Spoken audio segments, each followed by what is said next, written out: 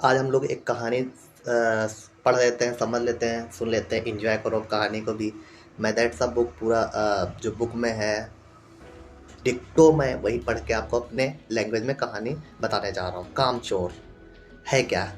कामचोर कहानी में बहुत अच्छी कहानी है। आप इसको सुनोगे समझोगे तो बहुत मज़ा आएगा। लास्ट तक आप सुनते रहो।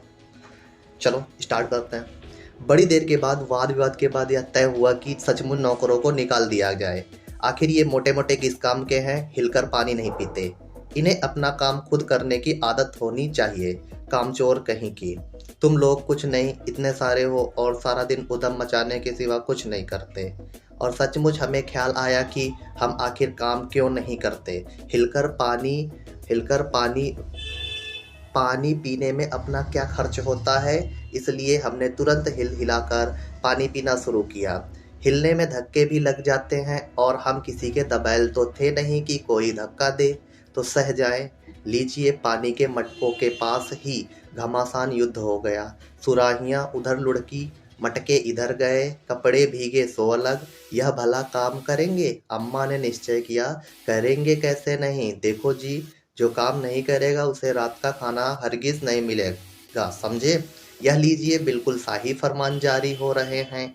हम काम करने को तैयार हैं, काम बताए जाएं। हमने दुहाई दी, बहुत से काम है जो तुम कर सकते हो। मिसाल के लिए, यह दरी कितनी मैली हो रही है, आंगन में कितना कूड़ा पड़ा है, पेड़ों में पानी देना है। और भाई, मुफ्त मुफ्त तो यह काम करवाए नहीं जाएंगे, तुम सबको तनख्वाह भी मिलेगी। अब्बा मियाँ ने कुछ कुछ काम बताया और दूसरे कामों का हवाला भी दिया। माली को तनख्वाह मिलती है, अगर सब बच्चे मिलकर पानी डालें तो ए ए ए हे खुदा के लिए नहीं, घर में बाढ़ आ जाएगी। अम्मा ने याचना की, फिर भी तनख्वाह के सपने देखते हुए हम लोग काम पर तुल गए। एक दिन फर्सी दरी पर बहुत से बच्चे जुट गए और चारों ओर से कोने पकड़कर झटकना शुरू किया। दो चार ने लकड़ियां लेकर धुआंधार पिटाई शुरू कर दी।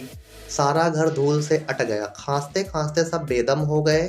सारी धूल जो दरी पर थी, जो फर्श पर थी, सबके सिरों पर जम गई, नाकों और मुखों आंखों में घुस गई। बुरा हाल हो गया सबका। हम लोगों को तुरंत आंगन में निकाला गया। वहां हम लोगों ने फौरन झाड़ू देने का फैसला किया। झाड़ू क्योंकि एक थी और तनख्वाह लेने वाले उम्मीदवार बहुत, इसलिए क्षण भर में झाड़ू के पुर्जे उड़ गए। जितनी सीखें जिसके हाथ पड़ी वह उनसे ही उल्टे सीधे हाथ मारने लगा। अम्मा ने सिर पीट लिया। भाई, ये बुजुर्ग, काम करने दे तो इंसान काम करे, जब जरा जरा सी बात पर टोकने लगे तो बस हो चुका काम। असल में झाड़ू देने से पहले जरा सा पानी छिड़क लेना चाहिए। बस यह ख्याल आते ही तुरंत दरी पर पानी छिड़का गया। एक तो वैसे ही धूल से अटी हुई थी, पानी पड़ते ही सारी धूल कीचड़ बन गई। सब आंगन से भी निकाले गए। तय हुआ कि पेड़ों को पानी दिया जाए। बस सारे घर की बाल्टियां, लोटे, तसले, भगोने, पतीलियां लूट ली गईं। जिन्हें ये चीजें भी न मिली, वे डोंगे, कटोरे और गिलास ही ले भागे। अब सब लोग नल पर टूट पड़े। यहाँ भी वह घमासान मची की क्या मजाल जो एक बूंद पानी भी किसी के बर्तन में आ सके। ठूसम ठास किसी बाल्टी पर पतीला और पतीले पर लोटा और भगोने और डोंगे। पहले तो धक्के चले, फिर कुहनियाँ और उसके बाद बर्तन। फौरन बड़े भाइयों, बहनों, मामुओं और दमदार मौसियों, फूफियों की कुमक भेजी गई। फौज मैदान में हथियार फेंककर पीठ दिखा गई। इस धींगा मुश्ती में कुछ बच्चे कीचड़ में लथपथ हो गए, जिन्हें नहलाकर कपड़े बदलवाने के लिए नौकरों की वर्तमान संख्या काफी नहीं थी। पास के बंगलों से नौकर आए और 4 आना प्रति बच्चा के हिसाब से नहलवाए गए। हम लोग कायल हो गए कि सचमुच सफाई का काम अपने बस की बात नहीं और न पेड़ों की देखभाल हमसे हो सकती है। कम से कम मुर्गियां ही बंद कर दें। बस शाम ही से जो बांस छड़ी हाथ पड़ी लेकर मुर्गियां हाँकने लगे। चल दड़बे दड़बे। पर साहब, मुर्गियों को भी किसी ने हमारे विरुद्ध भड़का रखा था। ऊट पटांग इधर उधर कूदने लगी। 2 मुर्गियां खीर के प्यालों से, जिन पर आया चांदी के वर्क लगा रही थीं, दौड़ती फड़फड़ाती हुई निकल गईं। तूफान गुजरने के बाद पता चला कि प्याले खाली हैं और सारी खीर दीदी के कामदनी के दुपट्टे और ताजे धुले सिर पर लगी हुई है। एक बड़ा सा मुर्गा अम्मा के खुले हुए पानदान में कूद पड़ा और कत्थे चूने में लुथड़े हुए पंजे लेकर नानी अम्मा की सफेद दूध जैसी चादर पर छापे मारता हुआ निकल गया।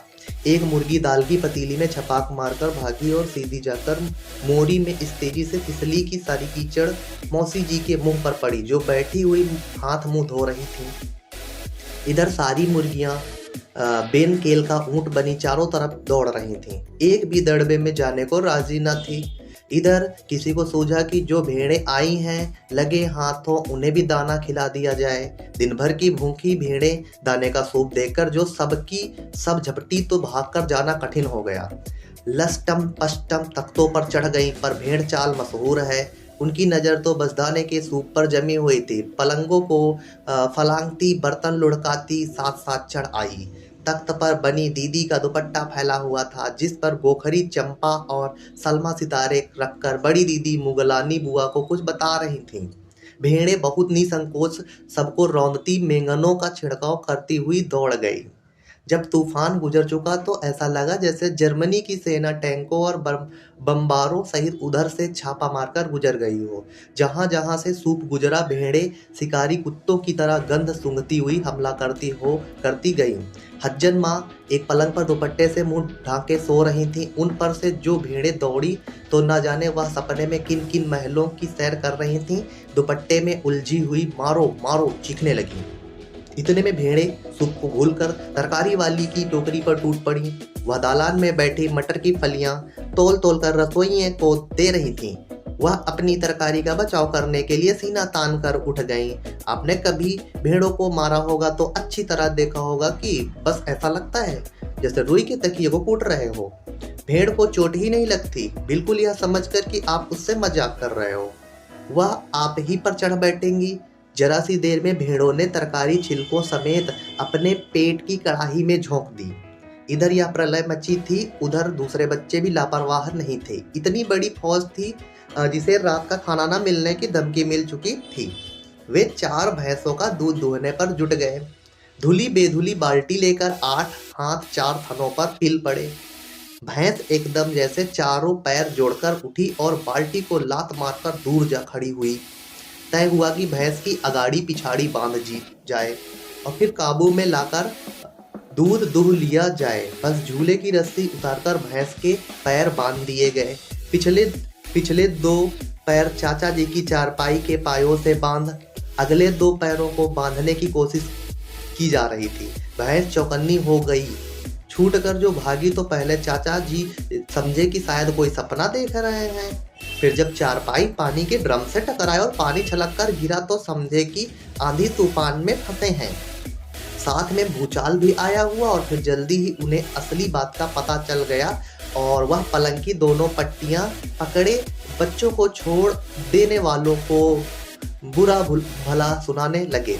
यहाँ बड़ा मजा आ रहा था। भैंस भागी जा रही थी और पीछे पीछे चारपाई और उस पर बैठे हुए थे चाचा जी। ओहो, एक भूल ही हो गई, यानी बछड़ा तो खोला ही नहीं, इसलिए तत्काल बछड़ा भी खोल दिया गया। तीर निशाने पर बैठा और बछड़े की ममता में व्याकुल होकर भैंस ने अपने खुरों को ब्रेक लगा दिया। बछड़ा तत्काल जुट गया। दुहने वाले गिलास कटोरे लेकर लपके, क्योंकि बाल्टी तो छपाक से गोबर में जा गिरी थी। बछड़ा फिर बागी हो गया। कुछ दूध जमीन पर और कपड़ों पर गिर गया। 2-4 धारे गिलास कटोरों पर भी पड़ गई, बाकी बछड़ा पी गया। यह सब कुछ मिनट के 3/4 में हो गया। घर में तूफान उठ खड़ा हुआ। ऐसा लगता था जैसे सारे घर में मुर्गियां, भेड़ें, टूटे हुए तसले, बाल्टियां, लोटे, कटोरे और बच्चे थे। बच्चे बाहर किए गए, मुर्गियां बाग में हकाई गईं। मातम समनाती तरकारी वाली के आंसू पोंछे गए और अम्मा आगरा जाने के लिए सामान बांधने लगी। या तो बच्चा राज कायम कर लो या मुझे ही रख लो, नहीं तो मैं चली मायके, अम्मा ने चुनौती दे दी। और अब्बा ने सबको कतार में खड़ा करके पूरी बटालियन का कोर्ट मार्शल कर दिया। अगर किसी बच्चे ने घर की किसी चीज को हाथ लगाया तो बस रात का खाना बंद हो जाएगा। ये लीजिए, इन्हें किसी करवट शांति नहीं। हम लोगों ने भी निश्चय कर लिया कि अब चाहे कुछ भी हो, हिलकर पानी भी नहीं पिएंगे। इस्मत चुगताई जी ने इसको लिखा है। कहानी अच्छी लगे तो लाइक कमेंट कर देना। धन्यवाद।